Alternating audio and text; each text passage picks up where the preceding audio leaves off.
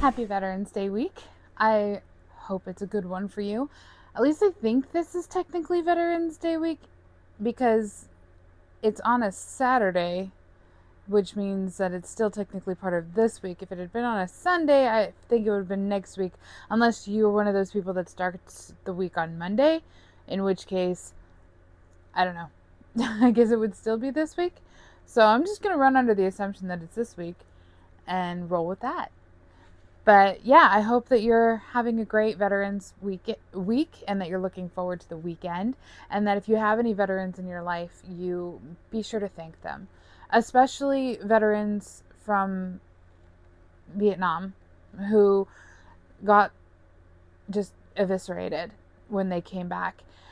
It was terrible what was done to them.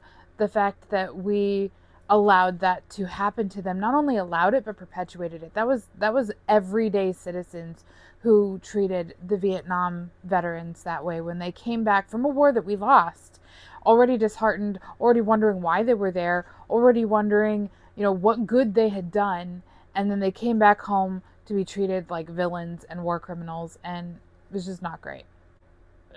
Which, is really mind-boggling because a lot of the same people who would have been there at the docks or at the airstrip waiting for these veterans to come home from Vietnam so that they could throw rotten food at them, so they could scream obscenities at them, these same people are saying we need to support Ukraine and go over to the Ukraine and give them time and money and munitions and lives. And I think that just boggles my mind. I can't understand it. Don't really have anything special planned for today.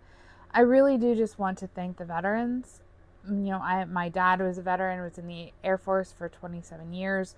My brother is a veteran. He was in the Air Force for 4 or 5 years. I think it was 6 because he did the extended. So he was in for 6 years.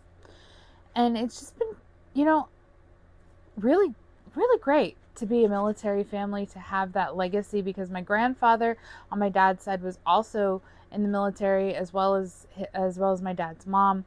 Not like fully involved, I think, because my grandmother would have been before they allowed women in combat, but after they allowed women in to be officers. I'm not sure. I need to go back and relook at my family history. I do know that we have soldier blood in us all the way back to at least the Revolutionary War.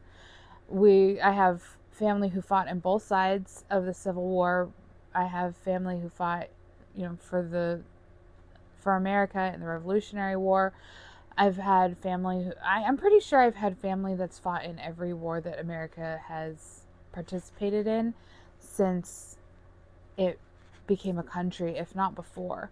It would not surprise me at all if I talked to my grandma and, my mom's mom, my dad's mom has passed away, but if I talked to my mom's mom and found out that we had family who participated in the French and Indian War, and that wouldn't surprise me at all. It really wouldn't surprise me if it goes back even further than that. It's just kind of, warrior is in our blood. And I think that warrior is in the blood of Americans in general, because we fight for freedom, and that courses through us. It's something that you can't erase, no matter how much some people may try. It's just part of who we are, because it's our story. And now, admittedly, our story has been changed a lot, and it has been reworked to make America out to be the villain. And were there bad people in America? Absolutely. Were there bad people involved in the founding of America? Yeah. Were there bad things that were done in America? Of course. Were there things that should never be done to anybody ever? Yes, there were. Slavery was terrible. The way that the Native Americans was treated was terrible. The way that the Chinese immigrants were treated was terrible. The way that the Irish immigrants and the Italian immigrants, I don't know what it is, but people find something to just discriminate against other people. I think in a way, we still have this clan mentality of us versus them, and we have to find a them so that we can be us.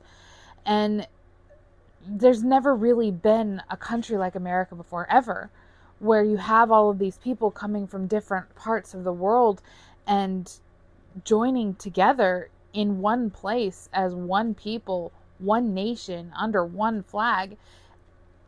So many cultures and languages and religion. I mean,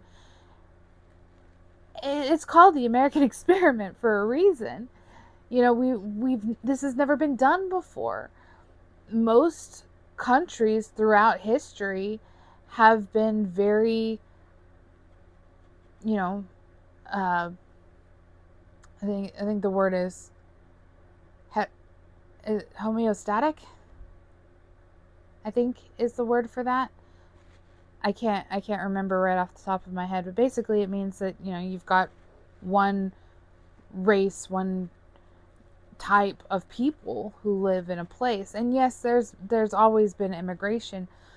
There's always been, you know, back and forth, and there's always been slavery. Always been slavery. You know, whatever you were taught in school, slavery has been going back to like basically the dawn of human existence. People have always been enslaving other people, regardless of color or religion or creed. As long as they were different, they could be enslaved. In Rome, slavery was as easy as you committed a crime, whatever that crime may be.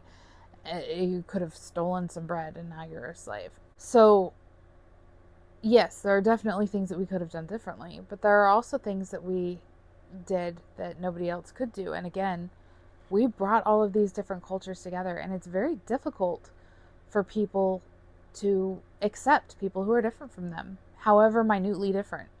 You know, Europe has been warring against itself for centuries because they're a little different than each other. They speak a different language. They eat different food. They, you know, wear different clothes. And when people are different, you find reason to discriminate against those differences. One of the things that I think that we really need to recognize is the fact that we have all of these different cultures, all of these different religions, all of these different colors and everything, who are willing to come together and fight together as brothers and sisters for this country, to give their lives for it, to go out in abysmal temperatures and climates and conditions to ensure that I personally, as well as everyone else in the nation, has the right to live the life that we want to live, however we choose to live that. And I, for one, don't want to be the cause of despair in these people who are willing to lay down their lives. And if that means that I support the military, even if I don't support, you know, a particular war that they might be involved in, the military didn't choose to go to war. Congress has to declare an act of war, and then the military is sent. Everyday soldier has no say in what they do and where they go. So they're just following orders. If we treat them like enemies, it's the same with the police. If you treat them like enemies, they're going to start looking at you like you're an enemy. Do you really want the people with guns to be the ones looking at you as if you're the enemy? Especially now that the government's trying to take everybody's guns. And yeah, you can tell me that they're not, but they are. And if they're not trying to take them, they're at least trying to know where they all are so that they, I don't know. If I were in charge, I would want to know who all the people are that could fight back. But that's getting off of topic.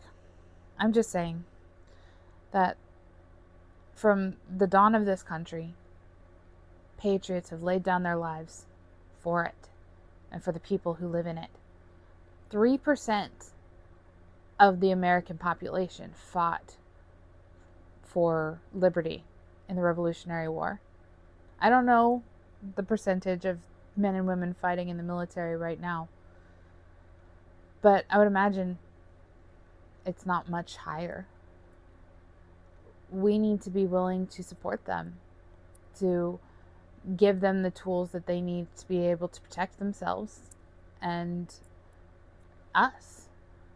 And if we're treating them like enemies, if we don't recognize the service that they have rendered, then we are not a part of that family.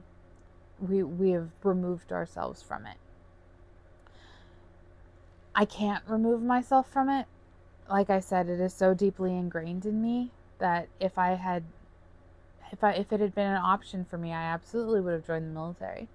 I absolutely would be serving right now. It wasn't, so I'm not. But I try to serve in my own way, to give support when and where and how I can.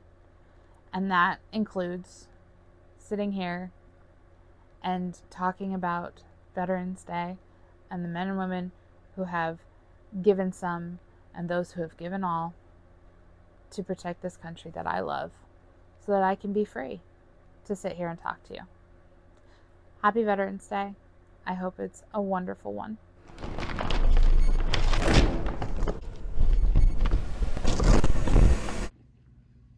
Hey guys, thanks for watching that video. If you enjoyed it, make sure you like, subscribe, and do all those things that you do when you enjoy a video.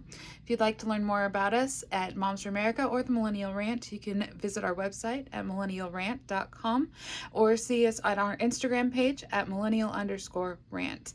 I look forward to seeing you next week, and I hope that you have a wonderful day.